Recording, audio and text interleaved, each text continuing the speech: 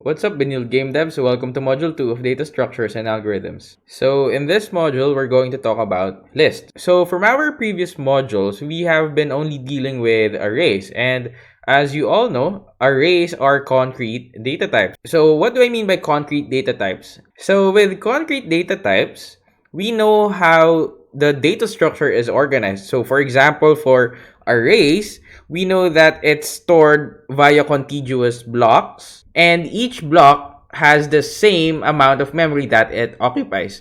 So for today, we're going to talk about abstract data types, specifically lists. So abstract data types are data structures that doesn't dictate how data is organized, and it only dictates the operations you can perform. So for example, when it comes to lists, it really doesn't have a concrete implementation on how each data or each element in that data structure is organized. So it may be scattered throughout your memory, or it may be also a contiguous block. What it does is that it only allows the developer or the programmer to dictate the operations you can perform. So throughout the whole plethora of list classes, you have default functions, you have default methods, default variables that you can use, but that doesn't mean that all of the list classes have the same implementation. So if we take a look at the list interface in the Java doc, you'll see here that there are many classes implementing the list interface. So as you can see here, if you scroll down, there are methods that are specified but not declared. So for example, we have the add method. So this adds an element to the data structure. We have a clear method. We have a get. So these are just declarations of functions that you can use with your lists, but it doesn't really have a concrete implementation, and it's up to you how you want to implement these. So let's take a look at a specific list called ArrayList. So if you look at the documentation, it's a resizable array implementation of the list interface. So it's a list, but it's also backed by an array. So what it tells us is that ArrayList implements the list interface, but is backed by an array. And if you look here, the size is empty, get, set, iterator, and list iterator operations run in constant time. So in an array, we know that, for example, if we want to access an element and you know the index, the time complexity is just O of 1. It's always constant time. It only requires a few steps in order for you to retrieve an element, no matter the size of the data structure is. But here, as you can see, each ArrayList instance has a capacity. So the capacity is the size of the array used to store the elements in the list. So as we all know, arrays can't be resized once it's declared. So for example, if you declared an array of size 5, it can only handle 5 elements. You cannot resize it to a smaller or a bigger array unless you create another array with a bigger or smaller size and you copy it. That doesn't make sense. So here, if we scroll down a little bit, we'll see the constructors of the ArrayList. So here, the default constructor, it says here that it constructs an empty list with an initial capacity of 10. And here, we also have an overload constructor that accepts an integer called initial capacity. So this constructs an empty list with specified initial capacity. So when dealing with array lists, make sure that you have an idea on the range of the amount of items or elements that your list is going to handle.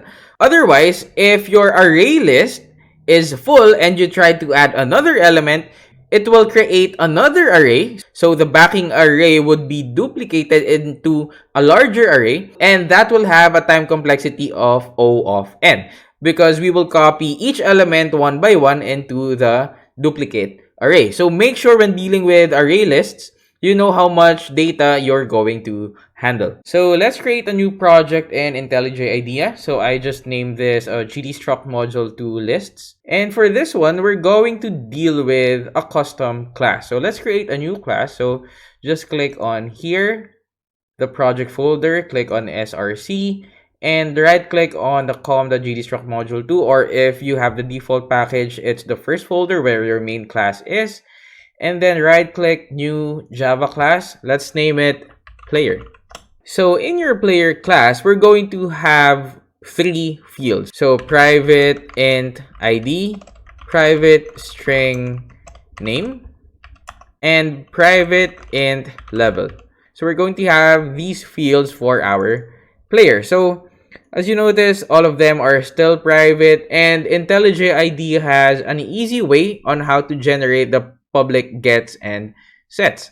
So just right click anywhere and click on generate. Click on getter and setter. Select all of these fields and click on OK. So now IntelliJ IDEA automatically generated the public gets and setters for our player class. And the last thing that we want to do here is we want to also generate a constructor. So click on generate and click on constructor, select all of these fields, and there you go. We have this constructor for our players. So we can easily create a new instance for our player. And lastly, for our player class, let's create a toString method for us to conveniently display its values. So to do that, just type toString and press enter on the first IntelliSense entry that will appear. Just make sure that everything is selected, so the ID, name, and level. So what we're doing here is that we're just creating a convenient toString function to display all of the values of our player instance. And let's go back to our main class. So I'll just delete this. So let's just create a list of players. So let's call it list of player. So player list is equals to new array list. There. So as you can see here, list is throwing an error. That's because the package for the list is not yet imported. So to fix that, let's just click here on the list, and then it will automatically suggest on what to do. So just press on Alt Enter as it suggests. So that automatically imports the list library for us. So right now, as we have seen in the Java doc, if we don't declare an initial capacity here, our initial capacity would be 10. So right now, the backing array that is holding our player list is only of size 10. So for example, we want to make it bigger, we just declare an initial capacity here. So there. But if you don't declare it, as we have seen earlier, we have an initial capacity of 10. So how do we add another instance to our player list? So we can use the add function. So we can do player list.add new player. So ID is 1. Player name is Asuna, for example. And the level is 100. And we can also... And let's add more players. So now we have 3 elements inside our player list. So for now, let's try to print all of our player values. So let's just do a simple for each loop. So for each player called P in player list, let's do system.out.println P. So because we have the toString method overridden in our player, this will print out the values of our player instance. So let's try to run this. So there you go. As you can see, we have a player with ID 1 named Asuna, level 100. Player 2 is Lethal Bacon, level 205.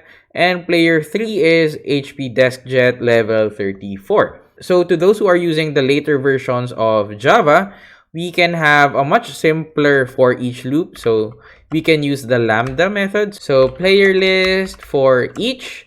So we're going to name each instance as player, and then system.out.println player. So this is a much more convenient way of doing a for each, but if this seems confusing to you, we can just stick with the good old for each loop. So there, I'll just comment this out for you now.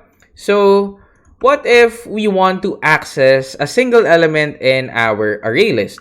So we can do that by using the get function. So we can do system.out.println and then playerlist.get at index 1. So for example, we are getting the second element here. So always remember that lists always start with 0. So the same with arrays, it always starts with index 0. So if we try to run this,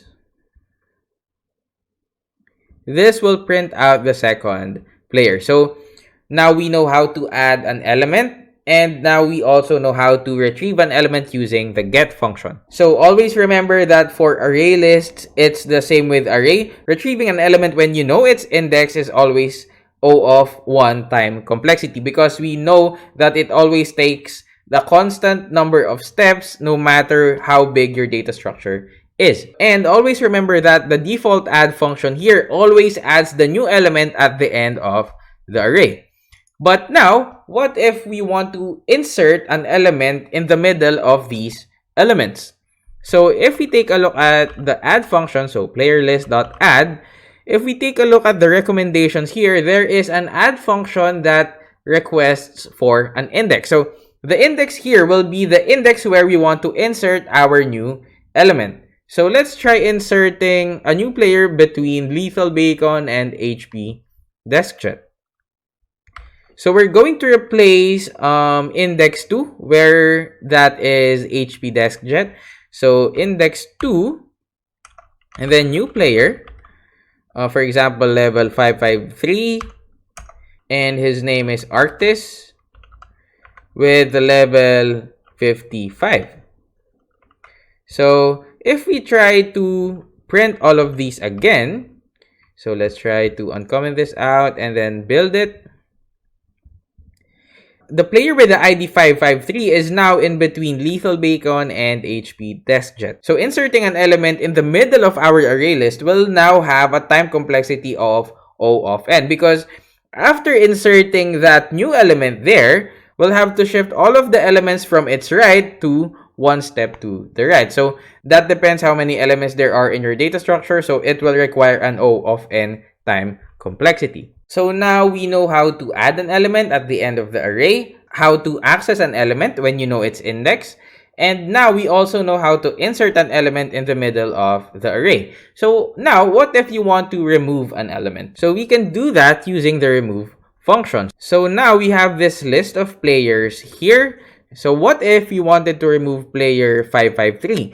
So that player is an index 0, 1, 2. So we can remove an element using the remove function. So player list.remove. And here we can specify at which index we want to remove an element. So we can do remove at index 2. So if we try to run this,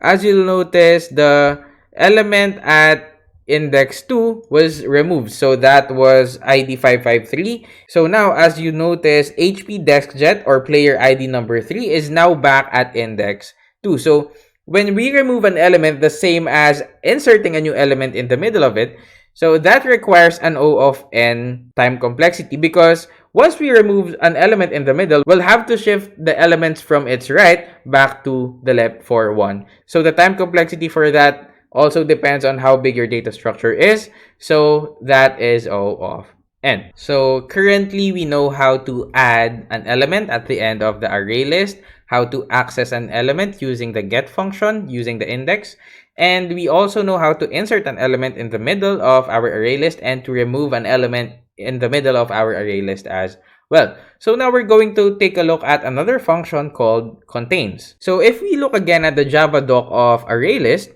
so the boolean contains, so that function returns true if this list contains the specified element. So let's try to use the contains method in order for us to look for the Lethal Bacon player. So system.out.println player list.contains new player. So that is ID 2 and name is Lethal Bacon, and with ID and with level 205. So let's just remove this print line here, just so we don't have any other print lines when we run this. So if we run this, it says here that it didn't find the player with the ID 2, the name Lethal Bacon, and level 205. And we all know that that player is in our array list.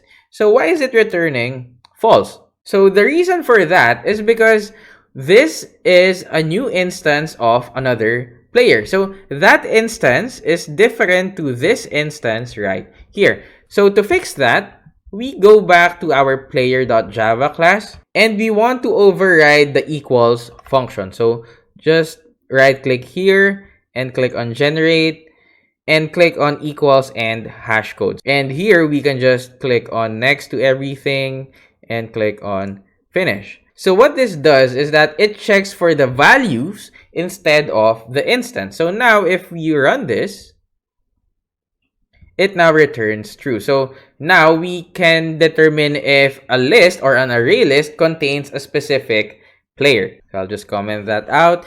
And the last function that we're going to take a look at is, what if we want to know the index of a specific player? So if we look again at the Java doc, there is an index of method. So what the index of does is that it returns the index of the first occurrence of the specified element in this list. So it returns -1 if this list does not have the element. So what we can do there is we can just do it again. So system.out.println player list.index of, let's try to search for the index of Lethal Bacon again. So new player with ID 2, name Lethal Bacon, and level 205. So when we run this, it says here that that player is an index 1. So let's take a look if it really is at index 1. So this is index 0, index 1. So the index of function returns the index of where that element is currently at. So that's it for our ArrayList class. We'll discuss another type of list called linked lists in the second part of this lecture. So I'll see you there.